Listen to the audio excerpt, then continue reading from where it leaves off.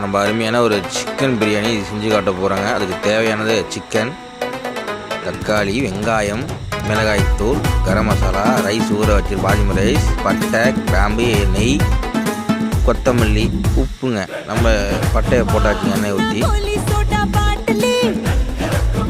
வெங்காயத்தை போட்டாச்சுங்க, நல்லா கிண்டணும்.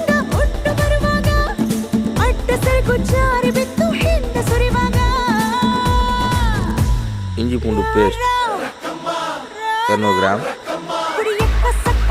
நல்லா போட்டு நல்லா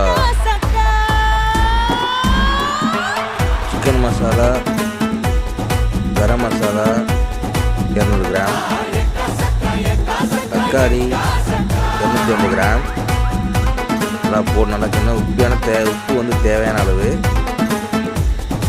கொத்தமல்லாம் போட்டு நல்லா கிண்டிகிட்டு இருக்கணுங்க. கிண்ண பிறகு லைட்டாக தண்ணி ஊற்றி நல்லா வேக விட்டுங்க. சிக்கனை போடணுங்க. லெக் பீஸு 2 கிலோங்க. நல்லா கிண்டணுங்க. நம்ம வந்து இப்போ அடுப்பில் செஞ்சுருக்கோங்க. தண்ணி தேவையான ஊற்றிக்கணுங்க. ஊற்றி வேக வைக்கணுங்க. வேக வச்ச பிறகு நல்லா வெந்த பிறகுங்க நல்லா கறி வெந்துருச்சுங்க. கொதி வந்துருச்சு. இப்போ ரைஸை கொட்ட போகிறோங்க. ரைஸை போட்டு நல்லா கிண்டணுங்க. கிண்ட விட்டு நல்லா கிண்டியாச்சுங்க. நல்லா தீ வந்துக்கிட்டு இருக்குங்க.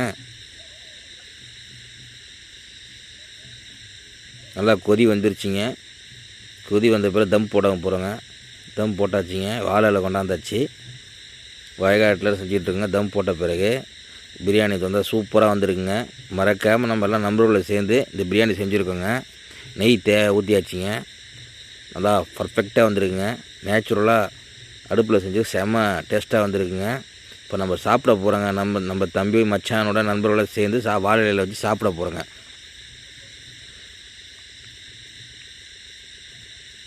பிரியாணி ரொம்ப வாசமான கவனமாக இருக்குங்க. அருமையாக இருந்திருக்கு. செம்ம டேஸ்ட்டாக இருக்குங்க. மறக்காமல் நம்ம சேனல் பிடித்திருந்தால் நம்ம சேனலை சப்ஸ்கிரைபர் பண்ணுங்கள், லைக் பண்ணுங்கள், ஷேர் பண்ணுங்கள். உங்கள் வில்லேஜ் மாஸ்டர் சிவபிரகாசம்.